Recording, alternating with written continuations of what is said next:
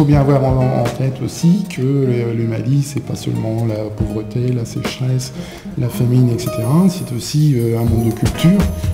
Et c'est justement cette idée qu'a voulu mettre en avant l'association Vitré de Djenné à l'occasion de son 20e anniversaire à travers une exposition de Malik Sidibé. Tant que les gens se rendent compte que les échanges culturels sont très importants entre nos deux pays et que effectivement le Mali a une image très négative de pays pauvre, mais la vie culturelle y est tout de même très riche.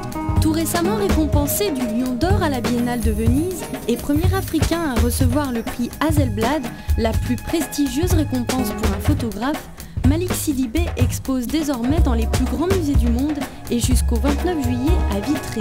Je pense que pour un occidental, c'est l'exotisme aussi, les motifs qui sont bien mis en avant et par les tapis et par les tentures parfois et par les vêtements.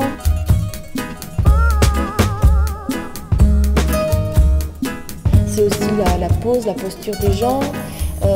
Ces personnes souvent se présentent à l'occasion d'un mariage, d'une fête, d'une réussite à un examen, etc. Donc s'habillent d'une certaine façon aussi. Ce fils de paysan peul a gardé les moutons avant de devenir le portraitiste le plus couru de la capitale malienne. C'est dans son studio ambulant, composé d'un simple tapis, qu'il invite facteurs, promeneurs et banquiers à être immortalisés sur sa pellicule. Toute classe sociale ainsi confondue dans un souci d'égalité. Il y a un hyper-réalisme dans les portraits. Les gens sont... L'attitude des personnes est très simple. Et ça, je pense que c'est un parallèle qu'on peut effectuer entre les portraits des uns et des autres, en fait. Le décor est très sobre.